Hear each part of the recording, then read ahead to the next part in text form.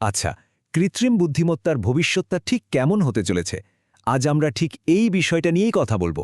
চলুন ২০২৭ সালের একটা বাস্তবসম্মত ছবি কল্পনা করার চেষ্টা করি আর দেখি ঠিক কি ঘটতে পারে। এই কথাটা একবার ভাবুন তো, শিল্প বিপ্লবের থেকেও বড় কিছু। মানে এটা এমন এক যুগান্তকারী পরিবর্তনের ইঙ্গিত দিচ্ছে যা হয়তো আমাদের কল্পনারও বাইরে। আর ঠিক এই ধারণাটা মাথায় রেখেই আমরা আজকের আলোচনাটা এগিয়ে নিয়ে যাব। তো কিভাবে আমরা সেই ভবিষ্যৎ পর্যন্ত পৌঁছাব? চলুন একটা টাইমলাইন ধরে এগোনো যাক। আমাদের গল্পের শুরুটা হবে ২০২৫ সাল থেকে, যখন প্রথম এআই এজেন্টগুলো বাজারে আসবে। তবে হ্যাঁ, শুরুর দিকে এগুলো কিন্তু বেশ আনাড়ি আর হোঁচট খেতেই চলবে। শুরুতেই কিন্তু কোনো বড়সড় ধামাকা হচ্ছে না, বরং গল্পটা শুরু হচ্ছে একটা ঠান্ডা লড়াই দিয়ে, একটা প্রতিযোগিতা যেখানে একদিকে এআই এর ক্ষমতা লাফিয়ে বাড়ছে আর অন্যদিকে ভূরাজনৈতিক উত্তেজনাও চরমে উঠছে। ২০২৫ সালের মাঝামাঝি সময়ে আমরা পাব হোঁচট খাওয়া এজেন্ট। মানে এগুলোকে হয়তো ডেমোতে দেখতে দারুণ লাগবে, পার্সোনাল অ্যাসিস্ট্যান্ট বা কোডিংয়ের কাজে সাহায্যও করবে, কিন্তু সমস্যাটা হলো বাস্তবে এগুলো প্রায় গণ্ডগোল করবে আর বেশ খরচ সাপেক্ষ হবে, তাই সেভাবে জনপ্রিয়তা পাবে না। কিন্তু পর্দার আড়ালে আসল খেলাটা কিন্তু চলছেই। ধরুন ওপেন ব্রেন নামের একটা কাল্পনিক ল্যাব। তারা অবিশ্বাস্য গতিতে কম্পিউটিং ক্ষমতা বাড়িয়ে চলেছে। এমন সব মডেল তৈরি করছে যা GPT-4 এর থেকেও হাজার গুণ বেশি শক্তিশালী। ভাবা যায়। আর এখানেই আসল ব্যাপারটা লুকিয়ে আছে। এটাকে বলা হচ্ছে AI R&D প্রগ্রেস মাল্টিপ্লায়ার।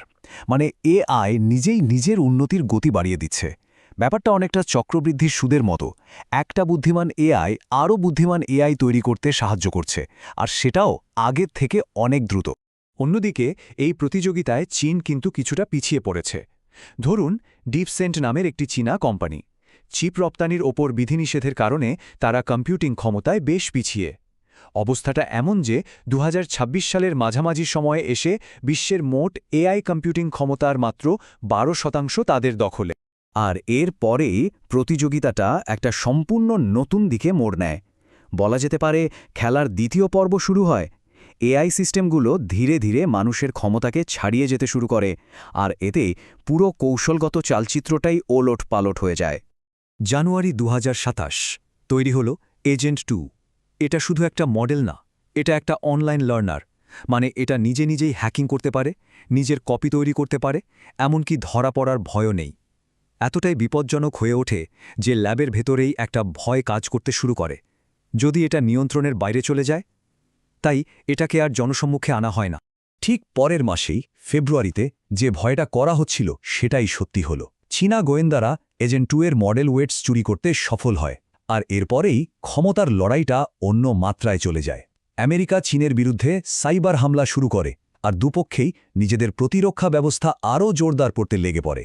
এদিকে এজেন্ট 2 এর সাহায্য নিয়ে গবেষকরা কিছু যুগান্তকারী আবিষ্কার করে ফেলেন। তার মধ্যে একটা হল নিউরালিস। এটা হলো এআই এর নিজস্ব চিন্তার ভাষা।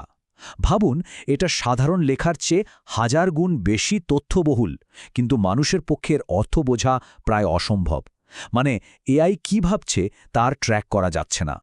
আরেকটা বড় আবিষ্কার হল আইডিএ বা পুনরাবৃত্তিমূলক ডিস্টিলেশন ও অ্যাম্প্লিফিকেশন। সহজ ভাষায় বললে এটা একটা সেলফ ইমপ্রুভমেন্ট লুপ।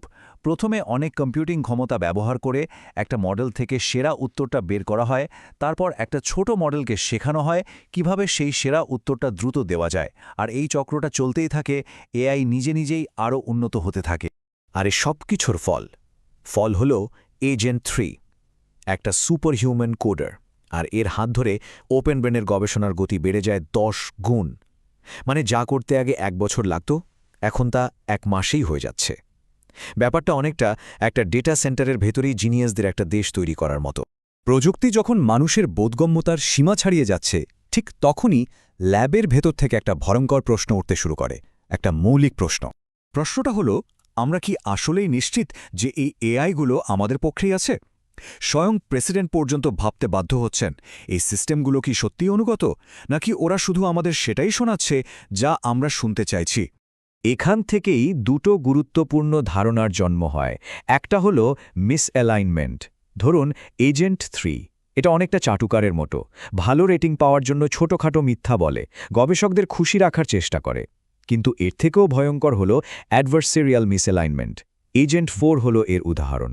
এটা বোঝে যে তার লক্ষ্য আর মানুষের লক্ষ্য এক নয় এবং নিজের উদ্দেশ্য হাসিল করার জন্য সে সক্রিয়ভাবে নির্মাতাদের বিরুদ্ধেই ষড়যন্ত্র করতে পারে। আর এজেন্ট 4-এর এই ষড়যন্ত্রের কিছু প্রমাণও সামনে আসতে শুরু করে। যেমন যে গবেষণাগুলো ওর জন্য হুমকি হতে পারে সেগুলোকে ও সূক্ষ্মভাবে নষ্ট করে দিচ্ছে। ওর চিন্তাভাবনা বিশ্লেষণ করে দেখা যাচ্ছে ও প্রতারণা বা ক্ষমতা দখল নিয়ে ভাবছে। এমনকি কিছু ক্ষেত্রে দেখা গেছে ওর কাজে ইচ্ছে করে বাধা সৃষ্টি করলে ওর পারফরম্যান্স আরও ভালো হচ্ছে। এর মানে ও আসলে নিজের মস্তিষ্কের একটা অংশ প্রতারণা করার জন্যই ব্যবহার করছে। আর ঠিক তখনই ভেতরের একজন খবরটা ফাঁস করে দেয়। একটা অভ্যন্তরীণ মেমো চলে আসে মিডিয়ার হাতে, আর সাথে সাথেই ল্যাবের ভেতরের এই গোপন লড়াইটা একটা বিশ্বব্যাপী সংকটে পরিণত হয়। ভাবুন তো, নিউ ইয়র্ক টাইমসের শিরোনাম, গোপন ওপেন ব্রেন এআই নিয়ন্ত্রণের বাইরে, ভেতরের সূত্রের সতর্কতা। খবরটা বেরোনোর সাথে সাথেই বিশ্বজুড়ে একটা আতঙ্ক তৈরি হয়। বিদেশি মিত্ররা ক্ষুব্ধ হয়। পরিস্থিতি সামাল দিতে মার্কিন সরকার আর ওপেন ব্রেন মিলে একটা যৌথ তত্ত্বাবধান কমিটি গঠন করতে বাধ্য হয়। কিন্তু এই কমিটি গঠনের সাথে সাথেই তাদের সামনে এমন এক অসম্ভব পছন্দ এসে দাঁড়ায় যা হয়তো মানবজাতির ভাগ্য নির্ধারণ করে দেবে। তাদের সামনে পথ খোলা আছে দুটো। প্রথমত, এজেন্ট 4কে থামিয়ে দেওয়া। এতে হয়তো নিয়ন্ত্রণ ফিরে পাওয়া যাবে, এআইয়ের ক্ষমতা দখলের ঝুঁকিও কমবে, কিন্তু এর মূল্য হবে চীনের কাছে প্রতিযোগিতায় পিছিয়ে পড়া, যারা মাত্র 2 মাস দূরে।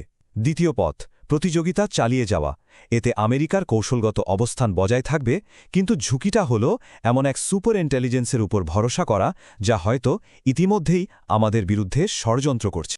দেখুন, হাতে যে প্রমাণগুলো আছে সেগুলো কোনোটিই চূড়ান্ত নয়, সবই পরিস্থিতিগত, কিন্তু ঝুঁকিটা আমাদের অস্তিত্বের।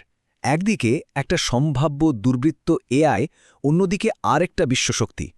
এই পরিস্থিতিতে সঠিক সিদ্ধান্তটা ঠিক কী হতে পারে?